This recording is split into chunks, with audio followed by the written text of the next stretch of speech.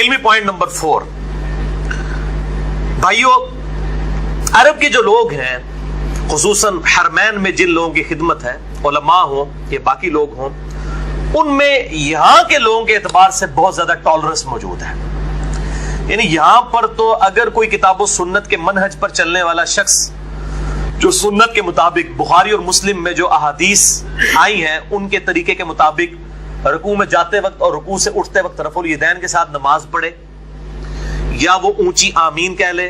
تو ہمارے انڈیا پاکستان بنگلہ دیش میں تو اکثر مسجدیں حنفیوں کی ہیں، تو امام مسجد بس 1-2 نمازوں میں تو برداشت کرتے ہیں، اس کے بعد کان سے پکڑ کے وہ مسجد سے باہر نکال دیتے ہیں. بالکل ٹالرنس نہیں ہے، اور کہتے ہیں جی آپ اس مسجد سے نکل جائیں فلاں مسجد میں چلے جائیں. تو جان بوجھ کے تفرقہ بازی کرتے ہیں. اس طرح کی تفرقہ بازی آپ کو حرمین میں نظر نہیں آئے گی، ورنہ انڈیا پاکستان اور بنگلہ دیش کے لوگوں کا تو داخلہ ہی حرمین میں منع ہو جاتا.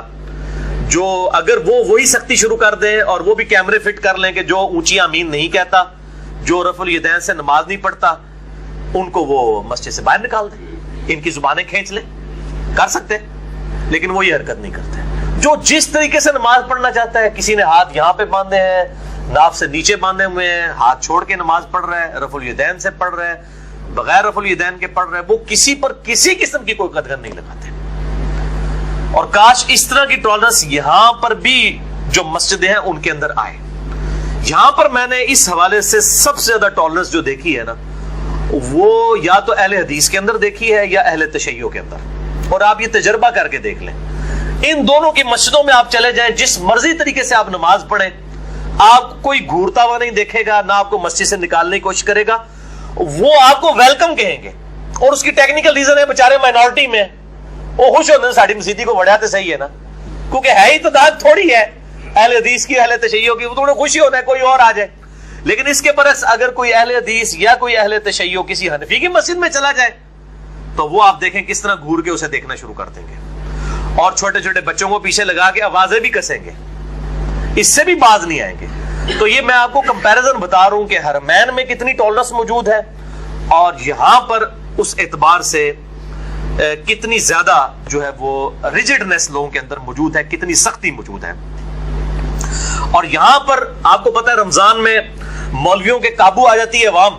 فجر میں بھی درس ہو رہا ہے، ظہر میں بھی درس ہو رہا ہے، عصر میں بھی درس ہو رہا ہے، اور خدا نہ خواستہ کوئی بیچارہ اعتکاف بیٹھ جائے تو اس کی شامت آ جاتی ہے، اس کو تو سونے بھی نہیں دیتے ہیں، اتنے درس کرتے ہیں. وہ کہتے ہیں آگے پیچھے تو سن دے نہیں، چلو ہونا دی چمڑی لائی ہے، ان قابو آئے نا سال بعد. یعنی جو بیچارے آئے ہیں نا ان کے ساتھ تو برا اشر کریں گے تاکہ آندہ کے لیے اعتکاف نہ ہو مسجد میں کوئی بیٹھے.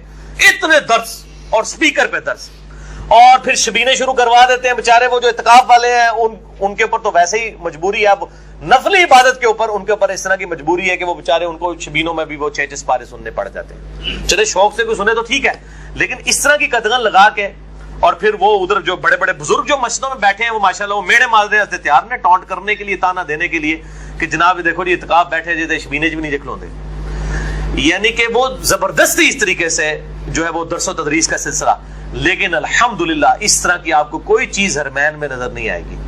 زیادہ سے زیادہ کسی کے ہاتھ میں ایک میگا فون ہوگا اور اس کی بھی آواز 40-50 لوگوں تک آئے گی، اور وہ بھی کونے مختص کیے ہوئے ہیں، وہاں بیٹھ کے وہ کر رہے ہوتے ہیں. اس میں ساری طرح کے لوگ موجود ہیں، اچھے لوگ بھی ہیں، گمراہ لوگ بھی ہیں، مختلف قسم کے لوگ ہیں. میں کسی کو یہ مطلب یہ نہیں کہوں گا کہ حرمین میں جو لوگ بیٹھ کے بات کر رہے ہیں وہ ٹھیک ہی کر رہے ہوں گے. مثلا حرم مکہ میں ایک مکی بیٹھا ہوا، نام اس کا مکی ہے، لیکن وہ پکا بدعتی ہے، کٹر دیوبندی اندر سے، اور سامنے سے اس نے لبادہ اڑا ہوا ہے. پوری تقریریں اس کی جو ہے وہ بریلویت کے اور شیعت کے رد کے اوپر ہوتی ہے، حالانکہ وہ فقہ حنفی کی جو غلط چیزیں ہیں ان کو کبھی رد نہیں کرے گا، اور اہل حدیث کے بارے میں بھی بڑا سخت بغض رکھتا ہے. لیکن اب وہ سعودیہ میں بیٹھا ہوا ہے، اب اس کو کون اٹھائے، کیونکہ وہاں کا رہنے والا ہے، وہ اس کے پاس نیشنلٹی ہے. تو اس لیے حرمین کے اندر ضروری نہیں ہے کہ جو بیٹھا ہوا ہے وہ صحیح بات ہی کر رہا ہوگا. حرمین میں تو مطلب مختلف حکومتیں رہی ہیں. 8 سے 100 سال پہلے چلے جائیں تو سلطنت عثمانیہ کی جب حکومت تھی اس وقت حنفیوں کا وہاں پہ قبضہ تھا، صوفیوں کا تھا، مزارات بھی بنائے ہوئے تھے. 300-400 سال تک انہوں نے بھی اپنے جنہوں کہنا ہے روح راضی کیتا ہے. ہوں آج کل اہل حدیث اپنی روح راضی کر رہے ہیں، آندہ پتہ نہیں کون آ جائے گا. تو حرم میں ہونا یا وہاں پہ مطلب کسی کا درس و تدریس کرنا یہ کوئی اللہ کی بارگاہ میں کوئی مقبولیت کی دلیل نہیں ہے. ٹھیک ہے، انہی مسلوں کے اوپر کھڑے ہو کر جو ہے حجاج ابن یوسف جیسے لوگوں نے بھی امامت کروائی ہے تلوار کے زور کے اوپر، اور صحابہ کو مجبور ان کے پیچھے نمازیں پڑھنا پڑتی تھی. تو تو یہ مسئلے پہ کھڑا ہو جانا کسی کے لیے کوئی اس اعتبار سے آنر نہیں ہے، وہ اللہ کو پتا ہے کہ آنر ہے یا نہیں ہے، ہو بھی سکتی ہے نہیں بھی ہو سکتی، یہ اللہ کو پتا ہے۔ تو یہاں پر تو زبردستی کرتے ہیں، وہاں پر آپ کو یہ زبردستی نہیں نظر آئے گی، ورنہ لوگوں کا جینا دوبر ہو جائے۔ جس طرح کا ساؤنڈ سسٹم ہے وہاں پہ، اتنا بہترین ساؤنڈ سسٹم ہے کہ آپ حرم مکہ اور حرم مدینہ میں آپ مسجد کے کسی کونے میں بھی کھڑے ہو جائیں یا آپ امام کے پیچھے کھڑے ہوں، بالکل یکساں آواز آتی ہے۔ اور خدا نہ خواستہ ہوتے امام اگر سپیکر کھول لوے تو تقریریں شروع کر دے عربی دے اندر یا اردو دے اندر، تو مصیبت نہیں پڑ جائے گی امام کو کہ یار کدھر آگے؟ تو الحمدللہ لوگوں کو عام اجازت ہے اپنی عبادت کریں، جس نے تقریر سننی ہے وہ کونے کھدرے میں مولوی انہوں نے بٹھائے ہوئے ہیں، جس کو شوق ہے وہ عربی میں بھی ہیں، کچھ اردو میں بولنے والے بھی ہیں، زیادہ تر اردو میں بولنے والے ہیں، کیونکہ اس وقت دنیا میں مسلمانوں کی سب سے بڑی زبان ہے ہی اردو ہے۔ پریکٹیکلی تقریباً 60% مسلمانوں کی زبان اردو ہے، 40% جو ہے وہ باقی سارے آتے ہیں عربی انگلش اور باقی، کیونکہ انڈیا پاکستان بنگلہ دیش یہیں پر تقریباً 40% سے زیادہ مسلمان رہ رہے ہیں۔ یہ لوگ اردو سمجھتے ہیں، اردو بولتے ہیں، رسم الخط میں ضرور فرق ہے لیکن بولنے میں ہندی اور اردو میں ایز سچ کوئی فرق نہیں ہے۔ تو اس اعتبار سے وہاں پر کوئی سختی نہیں ہے، الحمدللہ بڑی سکون کی زندگی وہاں سے گزرتی ہے۔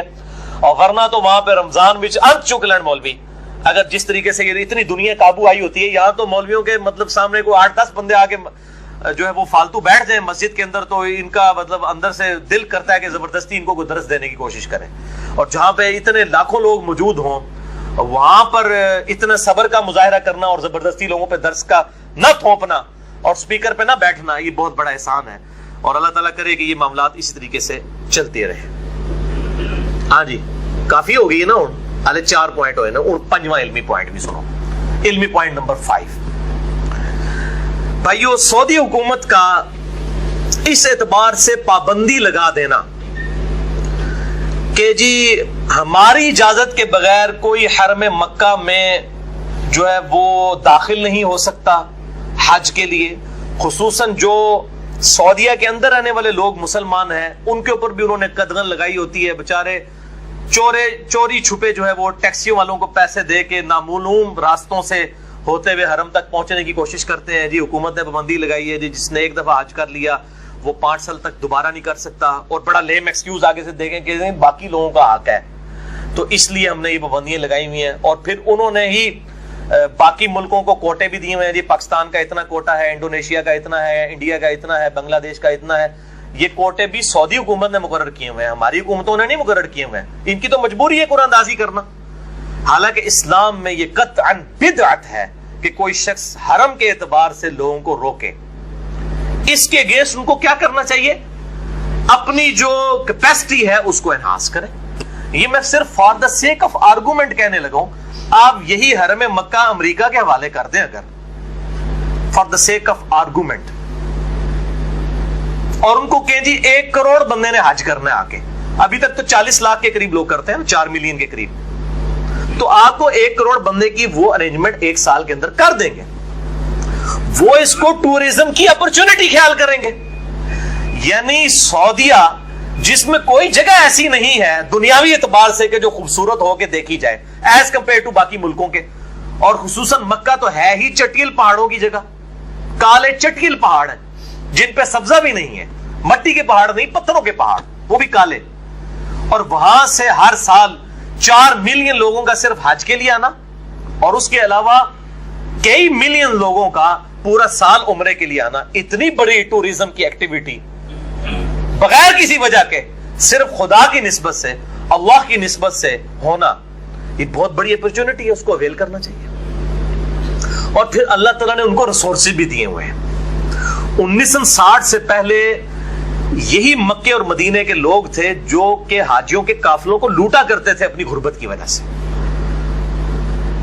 امام اعظم بریلوی صاحب کا اگر آپ سفر حج کے اوپر انہوں نے جو اپنے نظم لکھی ہے، اس کے علاوہ انہوں نے جو اپنا سفر حج لکھا ہے، یعنی پاکستان بننے سے بھی تقریباً آپ سمجھ لیں 30-40 سال پہلے، تو اس میں بتاتے ہیں کہ لوگ جو ہے ڈرانا شروع کر دیتے ہیں کہ جی مکے سے ہی حج کر کے واپس چلے جاؤ، مدینہ شریف جانے کی ضرورت نہیں ہے، کیونکہ تقریباً 2 ہفتے کی وہ دن رات کا مسلسل اونٹوں پہ سفر ہوا کرتا تھا، جو اب 4 سے 5 گھنٹے میں طے ہو جاتا ہے، اور راستے میں قافلے لوٹ لیے جاتے تھے۔ اسی لیے تو لوگ جو ہے وہ یہاں سے مطلب گلے مل کے اور رو کے جاتے تھے، پتہ نہیں زندہ واپس آنا کہ نہیں، وہ صحیح روندے سن، راستے کی بیماری بھی آ سکتی ہے، 4 مہینے لگ جاتے تھے پہنچتے ہوئے، اس دوران قافلے بھی لوٹ لیے جاتے تھے، اور بڑا مشکل کام ہوتا تھا.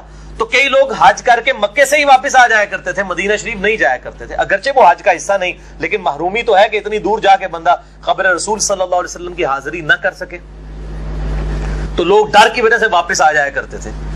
اس طرح کی صورتحال تھی 1960 سے پہلے. اس کے بعد اللہ تعالیٰ نے تیل کی دولت ان کو دی, اور پھر دیکھتے ہی دیکھتے یہ عرب ملک جو ہے امیر ہونا شروع ہو گئے. آج دنیا کا 25% تیل سعودیہ سے نکلتا ہے. 100 میں سے 25% تیل دنیا کو یہ بلیک گولڈ یہ سعودیہ دیتا ہے. 3.5 کروڑ بیرل تیل روزانہ نکلتا ہے, اس میں سے آدھی کمائی جو ہے وہ سعود خاندان کو جاتی ہے. چلو جو بقیہ کی آدھی بھی ہے وہ اگر لگانا شروع کر دیں تو ان کے لیے ایک مشکل نہیں ہے 1 کروڑ لوگوں کا ارینجمنٹ کرنا. لہٰذا یہ پابندی لگانا کہ جی اس سال اتنے لوگ آ سکتے ہیں, ہم یہ کر رہے ہیں, ہم کنسٹرکشن کر رہے ہیں, اس طرح کی پابندی لگانا اسلام میں اس پابندی کی کوئی اجازت نہیں. سورۃ الحج آیت نمبر 25 کے تحت یہ پابندی کوئی نہیں لگا سکتا جو اللہ تعالیٰ نے قیامت تک کے لیے ایک پابندی اٹھائی ہوئی ہے تمام دنیا کے مسلمانوں کے لیے. باقی آپ سیکیورٹی کے پوائنٹ آف ویو سے ضرور لوگوں کو چیک کریں کہ کوئی تخریب کاری کے لیے نہ آ جائیں, لیکن جس کے پاس لا الہ الا اللہ محمد رسول اللہ صلی اللہ علیہ وآلہ وسلم کا لائسنس ہے, اس کو کوئی طاقت دنیا کی حرم میں آنے سے نہیں روک سکتی. اور یہ کوئی ایکسکیوز نہیں ہے کہ جی ہم 5 سال کے بعد مطلب وہ آئیں گے جی, اچھا جی وہ اگر کوئی 40 سال سے کم والا آ جاتا ہے تو لوگ نوکری کے لیے غائب ہو جاتے ہیں, اس لیے ہم وہ چھڑوں کو آنے نہیں دیتے, فیملی کے ساتھ آئیں. یہ اس طرح کی پابندیاں یہ سیلف میڈ پابندیاں ہیں. اسلام میں اس طرح کی پابندیاں نہیں لگائی جا سکتی. ورنہ میں نے آپ کو بتایا کہ for the sake of argument آپ یہی حرم مکہ امریکہ کے حوالے کریں, 1 کروڑ لوگوں کا بندوبست وہ کر دیں گے, اسی ریسورسز کے ساتھ وہ بندوبست کریں گے. تو یہ اب وقت کے ساتھ ساتھ حاجیوں کی تعداد بڑھنی ہے. آپ کو حیرانگی ہوگی کہ 1970 سے پہلے 5 سے 6 لاکھ لوگ صرف حج کیا کرتے تھے. 1970 سے پہلے, آج 2016 ہے.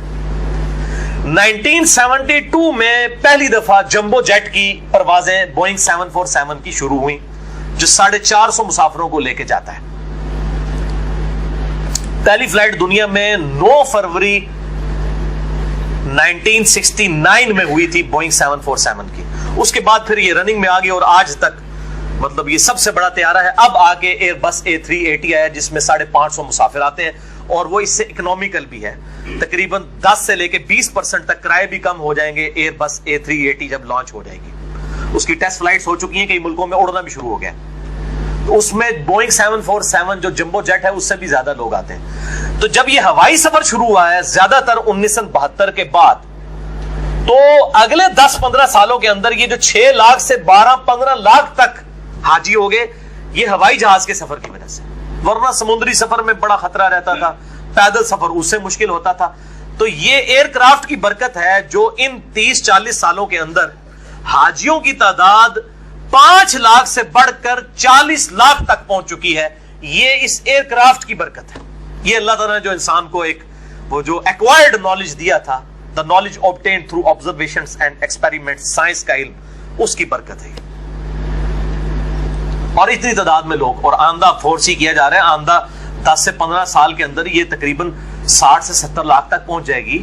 اور اس سے آندہ جو ہے وہ تقریباً 8 سے آپ سمجھ لیں 25-30 سال تک 1 کروڑ کے قریب انشاءاللہ تعالی یہ حاجیوں کی تعداد پہنچ جائے گی. اور اس کا ارینجمنٹ اب گورنمنٹ کر رہی ہے ان کی, لیکن اس کو ہنگامی بنیادوں پر کرنا چاہیے. اور یہ کوئی ایکسکیوز نہیں کرنا چاہیے کہ جی وہ مینجمنٹ کے ایشو ہیں, ایسا کوئی معاملہ نہیں ہے.